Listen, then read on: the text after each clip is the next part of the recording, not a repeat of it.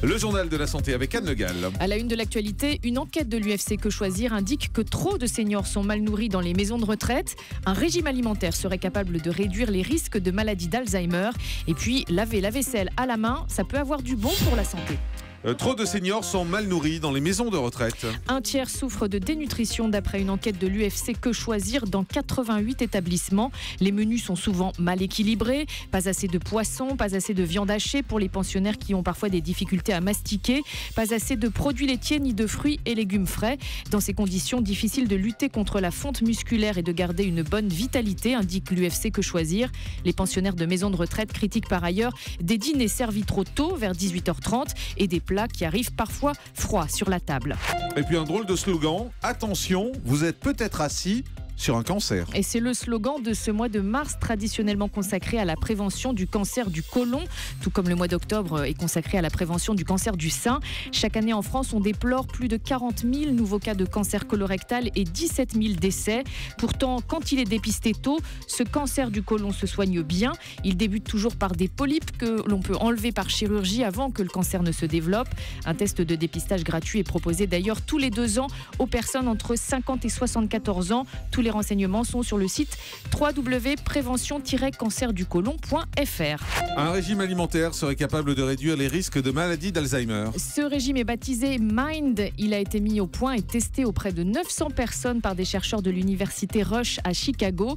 Il se base sur 2 groupes alimentaires. Alors d'un côté, on a un groupe de 10 aliments à privilégier car ils contribuent à une bonne santé du cerveau. Ce sont les légumes verts, les noix, les baies comme les myrtilles ou la fraise, les haricots, poissons, volailles, huile d'olive ou vin.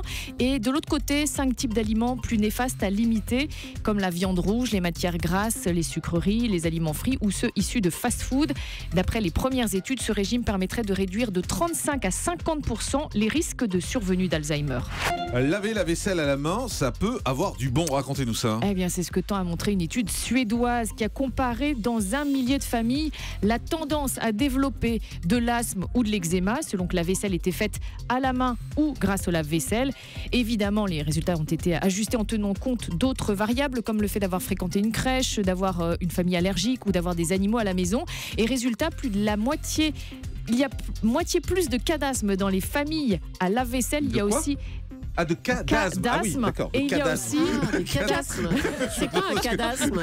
En 2 mots. C'est quoi ce truc-là, le cadasme? Oui. Donc, moitié plus de cas d'asthme dans les familles à la vaisselle. Faites une pause. Et aussi 4 fois plus de cas d'eczéma dans les familles à la vaisselle. L'hypothèse, c'est qu'il reste des bactéries sur la vaisselle lavée à la main. Alors, on ne va pas tous se remettre devant l'évier, mais l'étude est intéressante parce qu'elle renforce l'hypothèse, la théorie hygiéniste qui suggère qu'il ne faut pas vivre dans un environnement trop aseptisé. Et moi, je ne dirais qu'une chose.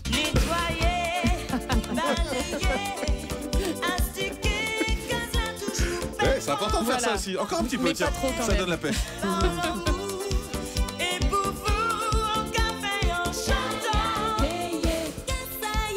Pas mal, on peut faire boîte en discothèque. Quoi? Qu'est-ce qu'elle dit, Julie? Non, c'est pas Cassave, ça. Comment elle s'appelait? Zouk Machine. Zouk Machine. J'ai cherché le nom de ce duo de filles. Très bien. Zouk Machine. Le chiffre du jour, c'est 20%. 20% des adultes, 1 sur 5 auraient une tendance à la procrastination, c'est-à-dire à remettre à plus tard le fait de boucler un dossier, payer une facture, ranger son bureau, etc. C'est moi, ça. On en parle aujourd'hui parce que c'est la journée des procrastinateurs, Julie. Ah bon, qui il y a ont une journée des procrastinateurs. Et oui, C'est dingue, depuis 5 ans. Et alors, ces procrastinateurs ont souvent un profil commun. Ce sont des personnes curieuses, spontanées, qui se laissent facilement distraire par leur environnement. Oui, Et c'est ça. notamment par Internet. Oui.